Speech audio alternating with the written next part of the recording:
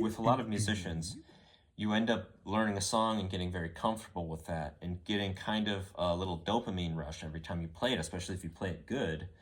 But it sticks you to it like an addiction, or like it has a gravity, and you are orbiting it, and you keep replaying the same stuff. And what can help with music is, if you're learning new things and discovering new things, I think it does all sorts of things for your existence, for your mind and your brain and your health. It's a great creative outlet, just to be silly, just to kind of let it loose.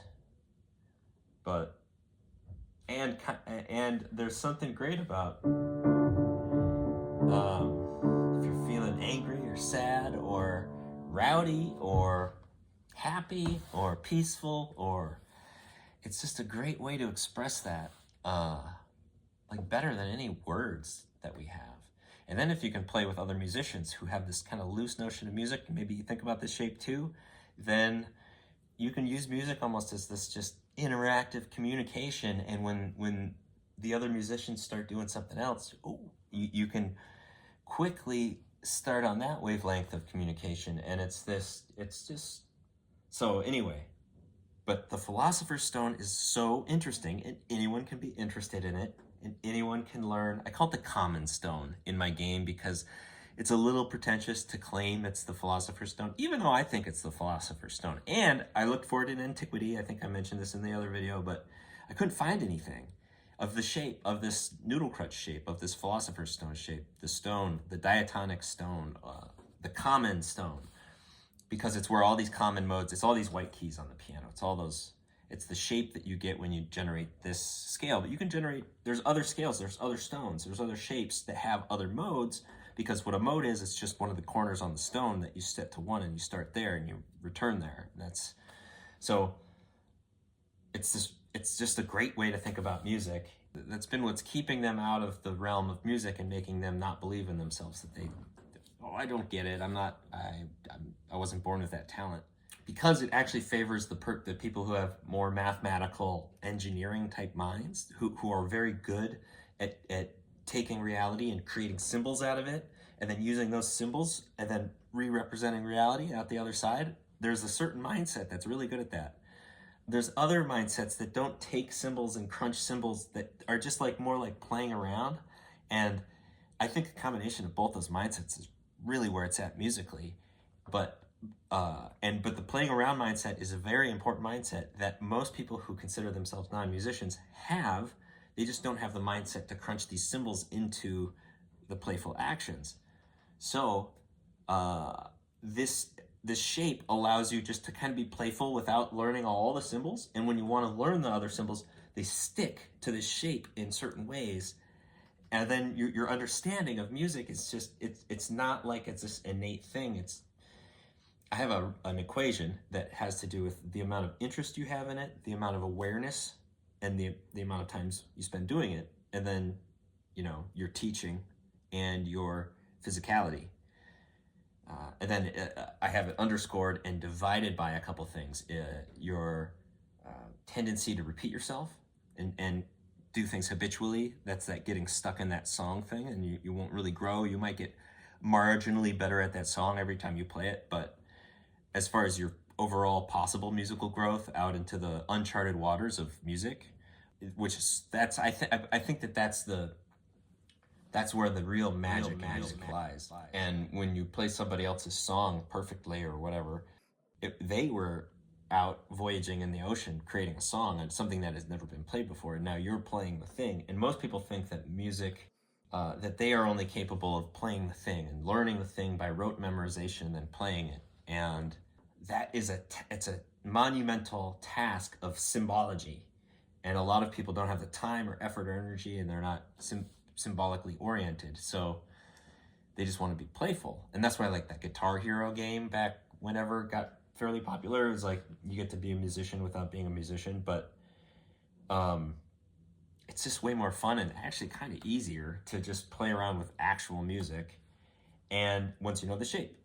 So the shape is on the piano naturally as if you, so the way to imagine it, maybe I can put it on the screen.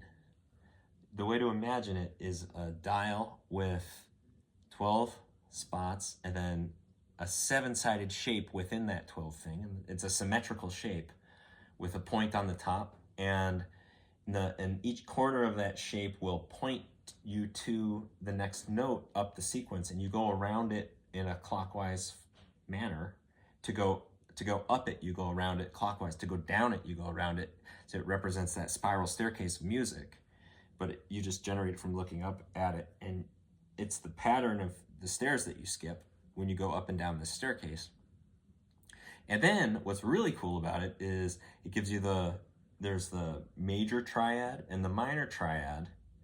You can look and they each create a different triangle, but the major one is different than the minor one. The third, the minor third is in a different spot, but it's the same geometry of triangle. It's just the reflection of that triangle, and it points to the different spot. Yeah.